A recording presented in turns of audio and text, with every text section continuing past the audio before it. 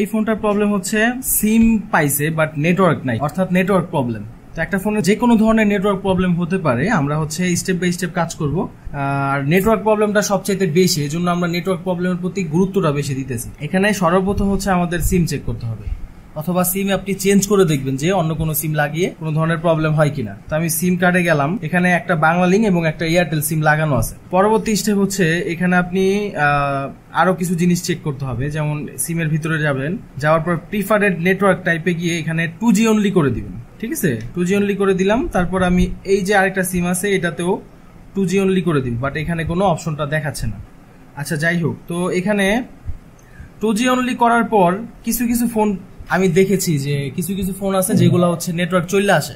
যদি দেখা যায় যে ফোনটা নর্মালি নেটওয়ার্ক আসে না, বাট যখন আমরা 2G করি তখন ওকে হয়ে গেছে, হ্যালো গেল সবকিছু ওকে, কল যায় আসে। তো সেক্ষেত্রে সহজভাবে স্পষ্ট বোঝা যায় যে ফোনটার 4G আইসি সমস্যা। তো সেক্ষেত্রে আমাদের 4G সেকশনে গিয়ে 4G আইসি দেখতে হবে নাকি। 4G আইসি হয়তো অনেক সময় রিওট করলে হয়ে যায়, বা রিবল করলে বা চেঞ্জ করলে হয়ে যায়, বা আশেপাশের কম্পোনেন্টে অনেক সময় সমস্যা হতে পারে। আচ্ছা যাক, তো এটা চেক করলাম। এখন পরবর্তী স্টেপ হচ্ছে এখানে আমরা আইমিটা চেক করি, *#06# আইমি ওকে আছে। তারপর হচ্ছে আমরা সেটিংসে যাই, অ্যাবাউটে যাওয়ার পর হচ্ছে অল স্পেসিফিকেশন, তারপর হচ্ছে বেসব্যান্ড ভার্সন। এখানে বেসব্যান্ড ভার্সনে যদি আননোন লেখা থাকতো এর মানে বেসব্যান্ডের সমস্যা। বেসব্যান্ড সমস্যা হইলে প্রথমে আপনার সফটওয়্যার থেকে দেখতে হবে, সফটওয়্যারে যদি সমস্যা না থাকে সেক্ষেত্রে হচ্ছে হার্ডওয়্যার থেকে বেসব্যান্ড আইসি চেঞ্জ করতে হয়। বেসব্যান্ড আইসি কোনটা? RFIC হচ্ছে বেসব্যান্ড আইসি। ওকে, তো ফাংশনে অল ইজ ওকে আছে, কোনো সমস্যা নেই।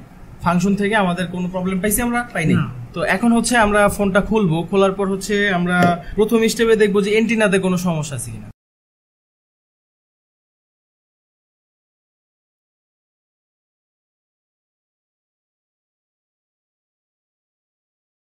আচ্ছা, এখানে হচ্ছে আমরা নেটওয়ার্ক সেকশনের প্রথমত এন্টিনা চেক করতে হয়। যদি হাওয়াই ফোন হয় তাহলে আমি বলছি কি যে হাওয়াই ফোনের লজিক চেঞ্জ করে দেখতে হবে, ঠিক আছে, অরিজিনাল লজিক লাগিয়ে। তো যেহেতু শাওমি ফোন, এখানে সাধারণত এন্টিনা সমস্যা হয় না, তবু আপনি চাইলে চেক করতে পারেন। এই এন্টিনা লাইন অবশ্যই আই দিয়া দেখবেন, চোখ দিয়া দেখবেন যে ঠিক আছে কিনা, এখানেও দেখবেন ঠিক আছে কিনা। তো আমি দেখতেছি সবকিছু ঠিক আছে, এখানকার যে এন্টিনা লাইন এগুলো ঠিক আছে। যদি এন্টিনা সমস্যা থাকতো, দেখা গেল নেট পাইতো, হয়তো কম পাইতো, এরকম হইতে পারতো, বাট একেবারেই নেটওয়ার্ক নাই, সেক্ষেত্রে আর এন্টিনা আমি আর দেখতেছি না, কারণ এন্টিনাতে সমস্যা নাই।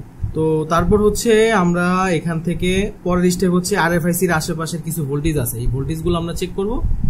ভোল্টেজগুলো চেক করার পর যদি দেখি যে ভোল্টেজ ওকে আছে তাহলে আমরা RFIC চেঞ্জ করব। যদি দেখা যায় যে ভোল্টেজ সবকিছু ওকে আছে তাহলে RFIC চেঞ্জ করলে ওকে, ঠিক আছে। আর যদি ভোল্টেজ ঠিক না থাকে সেক্ষেত্রে আমাদের পরবর্তী স্টেপে যেতে হবে। তো আমরা এখানে যেটা করব, এখানে আমাদের প্রথমে হট টেস্টিং করতে হবে। হট টেস্টিং করার নিয়ম হচ্ছে সবাই জানি যে রানিং অবস্থায় টেস্ট করা। তো আমি সিম লাগানো অবস্থায় ফোন অন কইরা তারপর হচ্ছে আমি চেক করব। আমি এখানে সিম লাগাই নিলাম, এখন হচ্ছে আমরা ফোনটা অন করব, ঠিক আছে। তো আমরা এখন ফোনটা রানিং অবস্থায় আছে এবং সিম লাগানো অবস্থায় আছে, ঠিক আছে। সিম লাগানো অবস্থায় এবং রানিং অবস্থায় আছে। আমরা এটার এখন হট টেস্টিং করব। তো হট টেস্টিং করার জন্য আমাদের মাল্টিমিটার আমরা জানি ভোল্টেজে রাখতে হয় নাকি। ওকে, ভোল্টেজে রাখার পর এখন হচ্ছে আমি এখানে যেই লাইনগুলো ডায়াগ্রামের মধ্যে দেখবো যে ভোল্টেজের লাইন, ওই লাইনগুলো হচ্ছে আমি মাপবো। আমরা আসলে কি হট টেস্টিং করব সেটা একটু বুঝে নেই। এখানে আমরা ডায়াগ্রাম চালু করেছি, ডায়াগ্রামের মধ্যে হচ্ছে এটা হচ্ছে আমাদের RFIC। তো আমরা এখন হট টেস্টিং করব যেটা, আমরা ফোনটা রানিং অবস্থায় আমরা জাস্ট হচ্ছে RFICর মধ্যে যেই ভোল্টেজগুলো, যে লাইনগুলো ভোল্টেজের লাইন, সেই লাইনগুলো আমরা চেক করব। যেমন এখানে একটা লাইন আছে ভোল্টেজ রেগুলেটর, লাইন নাম্বার 13 এবং এটার হচ্ছে 1.8 ভোল্টেজ। তো এই ভোল্টেজটা আমরা চেক করব। এখানে এই ক্যাপাসিটারের মধ্যে আমরা মাল্টিমিটার রাখলেই বুঝতে পারবো যে এখানে 1.8 ভোল্টেজ আসছে কিনা। এবং এখানে আরেকটা লাইন আসছে 1.2 ভোল্ট, যেটা এই ক্যাপাসিটার পাওয়া যাবে। সো এই ক্যাপাসিটারে আমরা যখন ভোল্টেজটা মাপবো তখন এখানে হচ্ছে 1.2 ভোল্ট পাওয়া যাবে।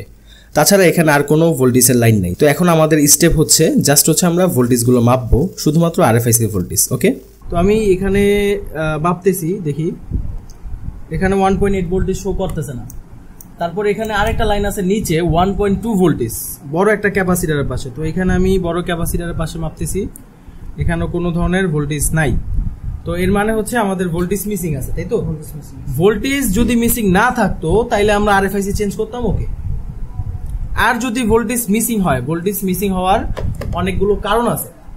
তো আমরা যেহেতু RFICর মধ্যে কোনো ধরনের ভোল্টেজ পাওয়া যায়নি, তো এই সেই ক্ষেত্রে বুঝতে হবে যে যদি আরএফআইসি পাশে যে ভোল্টেজ গুলো আসে, সাধারণত পোকো M3 যে ফোনটা, এই ফোনটার ডায়াগ্রাম অনুযায়ী 1.8 ভোল্টেজ একটা আসে এবং আরেকটা হচ্ছে 1.2 ভোল্টেজ। তো আমরা 1.8 ভোল্টেজ পাই নাই, 1.2 ভোল্টেজও পাই নাই। তো সেই ক্ষেত্রে বুঝতে হবে যে এক হচ্ছে যদি ভোল্টেজ না আসার কারণ হচ্ছে যে প্রথমত হচ্ছে যে এপিটিআইসি, সবচেয়ে বেশি সমস্যা হচ্ছে এপিটিআইসি থেকে সমস্যা হয়। তো আমরা এখন এপিটিআইসি সম্পর্কে জানবো।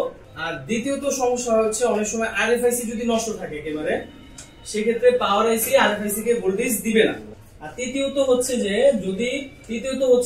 4G আইসি নষ্ট থাকে, সেক্ষেত্রে আরএফআইসি কে পাওয়ার আইসি ভোল্টেজ দিবে না। আবার অনেক ফোন আছে চতুর্থ হচ্ছে যে পাওয়ার আইসি যদি নষ্ট থাকে, পাওয়ার আইসি থেকে যদি আমাদের ভোল্টেজের লাইনগুলো মিসিং থাকে, সেক্ষেত্রে পাওয়ার আইসি কি আরএফআইসি কে ভোল্টেজ দিবে না। তাহলে কোনগুলো বলছি? এক নম্বরে সবচেয়ে বেশি সমস্যা হয় এপিডিআইসি, এবং তারপরে সমস্যা বেশিরভাগ হচ্ছে 4G আইসি যদি নষ্ট থাকে, সেক্ষেত্রে এপিডি ভোল্টেজ দিবে না, ঠিক আছে। এবং তৃতীয়ত হচ্ছে যদি আরএফআইসি নষ্ট থাকে, সেক্ষেত্রে পাওয়ার আইসি শুধু তো ভোল্টেজ দেওয়ার কোনো দরকার নেই। আচ্ছা, তো আমাদের এখন সর্বপ্রথম দেখতে হবে যে এপিডিআইসি কি সমস্যা। সামনে নাইলে ভয়েসটা শোনা যাবে না, গান বাজতেছে একজনে। তো এপিডিআইসি সবচেয়ে বেশি সমস্যা হয়, 95% এপিডিআইসি থেকে সমস্যাগুলো হয়। তো এপিডিআইসি কি সমস্যা হয়, আগে এপিডি সম্পর্কে জানতে হবে যে এপিডিআইসি কি আসলে। এপিডিআইসির কাজ হচ্ছে যে নেটওয়ার্কের যেই কিছু অনির্দিষ্ট ভোল্টেজ আছে 4G চলার জন্য, যেমন আপনি ফরিদপুর গেলেন বা যে কোনো জায়গায় গেলেন যেখানে নেটওয়ার্ক টাওয়ার কম থাকে, রেঞ্জ কম থাকে, তখন হচ্ছে এপিডিআইসি, এটা হচ্ছে এপিডিআইসি, তখন এপিডিআইসি ভিপিএস মানে ব্যাটারির যে সাপ্লাই করা যে ডিসি টু ডিসি ভোল্টেজটা থাকে, ওই ভোল্টেজটা নিয়ে এখানে ও নির্দিষ্ট মাত্রায় 4G আইসি কে একটা ভোল্টেজ দিবে। যখন আপনি জঙ্গলে থাকবেন তখন এখানে 3.7 ভোল্ট দিবে, আর যখন আপনি ধরেন লালবাগ কেল্লা থাকবেন ঢাকা, তখন হচ্ছে আপনাকে 0.9 ভোল্টেজ বা একটু কম বা একটু বেশি ভোল্টেজ দিবে। তাহলে বুঝতে পারলাম কি এটা অনির্দিষ্ট একটা ভোল্টেজ সাপ্লাই করে থাকে নাকি, যেখানে যতটুকু ভোল্টেজ দরকার ওইখানে ততটুকু ভোল্টেজই এপিডিআইসি সাপ্লাই করে কারে 4G আইসি। তো এখানে একটা ভোল্টেজ থাকে 1.8 ভোল্টেজ। তো 1.8 ভোল্টেজটা যেখানে আসবে সেখানে অবশ্যই একটা ক্যাপাসিটর থাকবে পাশে। তো আমরা এপিডিআইসি যখন চেক করব তখন সর্বপ্রথম হচ্ছে আমরা এই ভিপিএ যে লাইনটা, এই লাইনটাকে চেক করব যে এখানে ভোল্টেজ দিচ্ছে কিনা। যদি দিয়ে থাকে তাহলে এপিডি ভালো, যদি দেখি যে এখানে কোনো ভোল্টেজই আসে না তাইলে হচ্ছে আমাদের এপিডিআইসি সমস্যা, আর কোনো জায়গায় সমস্যা নেই। এবং এপিডিআইসির জন্যই আমাদের আরএফআইসি কে পাওয়ার আইসি ভোল্টেজ দিতেছেন, এবং ভোল্টেজ না থাকার কারণে আরএফআইসি কাজ করতে পারতেছেন। তো এই জন্য এপিডিআইসি যদি আমরা এই লাইনটা দেখি যে কোনো ভোল্টেজ নাই, সেক্ষেত্রে দেখতে হবে যে ভোল্টেজ রেগুলেটর 1.8 যে লাইনটা, এই লাইনটাতে ভোল্টেজ ঠিক আছে কি। তারপর হচ্ছে এখানে আরএফএফই সিএল কে একটা লাইন আছে যেটা সিপিইউ থেকে আসে, এবং আরএফএফই আরএসটি মানে রিসেটের একটা লাইন। এই দুটো লাইন হচ্ছে সিপিইউ থেকে একটা সিগন্যাল পাঠায়, ঠিক আছে, ফ্রিকোয়েন্সি লাইন। তো এই দুটো লাইন যদি কাজ করে, এই দুটো লাইনের মধ্যে যে কোনো একটা যদি মিসিং থাকে, তাইলে এপিডিআইসি আর কাজ করবে না, ঠিক আছে। তো এগুলো আমাদের চেক করতে হবে, এই দুটো লাইন চেক করতে হবে। তারপর হচ্ছে বিপিএস যে সাপ্লাইটা ব্যাটারি কানেক্টর থেকে চার্জিং আইসি হয়ে গিয়া তারপর যেই DC two DC voltage convert হয়ে আছে ভিপিএস তৈরি হয়, যেটা সব জায়গায় কাজ করে 3.7 ভোল্ট থাকে।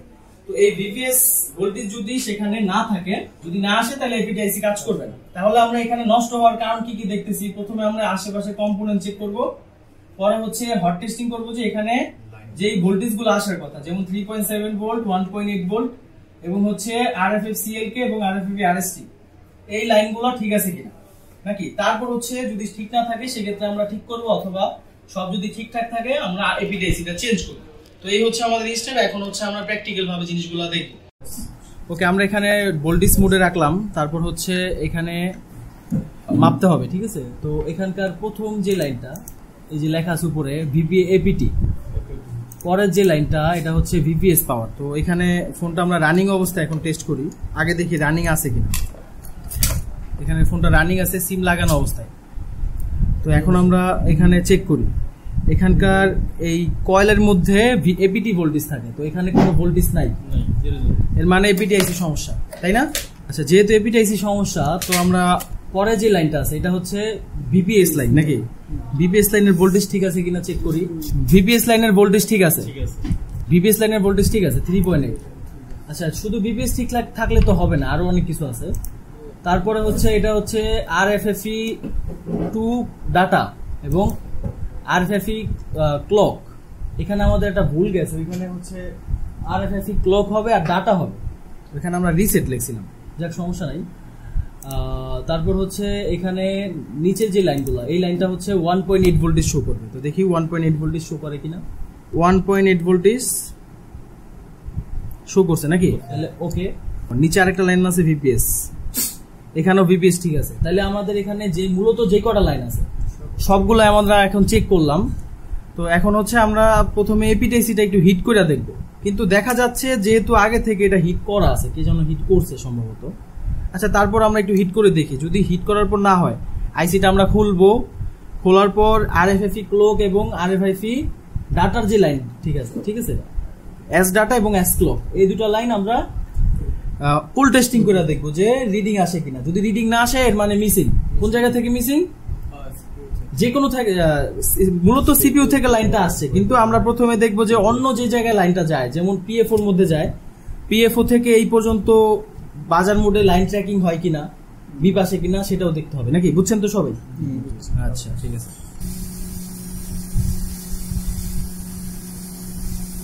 তো এবার আমরা একটু চেক করে দেখি, মানে চেক করে বলতে আমরা আবারও হট টেস্টিং করব, ঠিক আছে, অথবা ফোনটা রানিং করার পর যদি নেটওয়ার্ক চলে আসে তাহলে তো আর হট টেস্টিং করার দরকার নাই।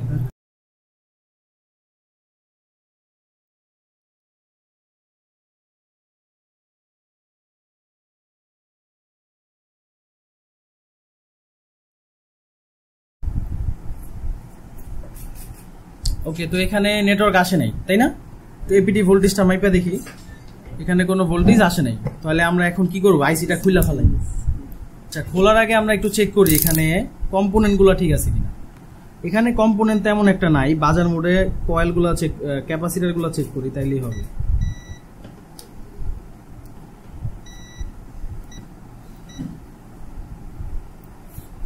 এখানে কম্পোনেন্ট ক্যাপাসিটরের কোনো শর্ট নাই এবং সুইচিং কয়েল ঠিক আছে। আচ্ছা, তো এখন আমরা যেটা করবো, আইসিটা খুইলা তারপর হচ্ছে দেখবো যে সিএলকে আর ডাটার যে লাইন দুইটা থাকে, এই লাইন দুইটা ওকে আছে কিনা। আর এগুলা কিন্তু ইএমএমসির সিএলকে না, বা ইএমএমসির ডাটা না, এগুলো হচ্ছে নেটওয়ার্কের সিএলকে, নেটওয়ার্কের ডাটা, ঠিক আছে। খুলি আইসিটা।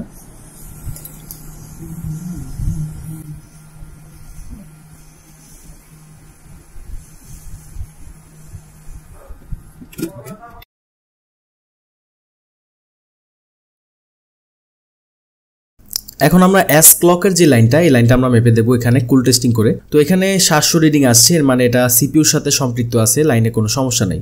তারপর এখানে ডাটার যে লাইনটা, এটাও রিডিং ঠিক আছে, এটা ওকে আছে, মানে হচ্ছে আমাদের ডাটার যে লাইনগুলো, এই লাইনগুলো আমাদের ওকে আছে, যেহেতু এখানে দুইটাতে রিডিং আছে। তো এখন যেহেতু আমরা কোনো সমস্যা পাই নাই, ফোনের মধ্যে কোনো কম্পোনেন্ট বা কোনো লাইনের সমস্যা নাই, সেক্ষেত্রে আমরা এখানে আইসিটা চেঞ্জ করে দিব। তো আইসি চেঞ্জ করার পর রেজাল্ট দেখা যাবে সমস্যার সমাধান হয়েছে কিনা। আশা করি আর কোনো সমস্যা নাই, আইসি চেঞ্জ করলে ইনশাল্লাহ হয়ে যাবে। ওকে, আমাদের আইসি লাগানো হলে এখন আমরা সরাসরি ফোনটি ফিটিংস করে চেক করে নিব আমাদের নেটওয়ার্ক সমস্যার সমাধান হয়েছে কিনা। তো আলহামদুলিল্লাহ, ফোনটি আমরা অন করার পর দেখতে পাচ্ছি এখানে নেটওয়ার্ক ফুল আছে। তো নেটওয়ার্ক ফুল আছে যেহেতু, আমরা একটু কল করে চেক করে নিব প্রপারলিভাবে। তো আমি এখানে 1-to-1 কল করছি।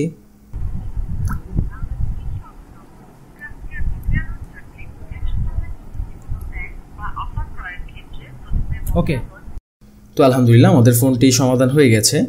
এটা হচ্ছে নেটওয়ার্কের একদম লাস্ট স্টেপ। দেখা গেল সিএলকে বা ডাটা লাইন যদি কোনো ধরনের সমস্যা থাকতো, সেক্ষেত্রে হয়তো সিপিইউটা রিভুল করলে হয়ে যেত, বাট ডাটা এবং সিএলকে লাইন ঠিক ছিল। তো যার কারণে আমরা বুঝলাম যে এখানে এপিটি আইসি থেকে সমস্যাটা হয়েছে। তো এই ছিল আমাদের আজকের ক্লাস। আজকের ক্লাসটি হচ্ছে আমরা আমাদের ছাত্রদেরকে লাইভ ক্লাস করিয়েছি এবং আপনাদের সামনে সেটা শেয়ার করলাম। যদি আপনি মোবাইল রিপেয়ারিং শিখতে চান তাহলে আমাদের অফলাইন এবং অনলাইন কোর্সে জয়েন হতে পারেন। আসসালামু আলাইকুম।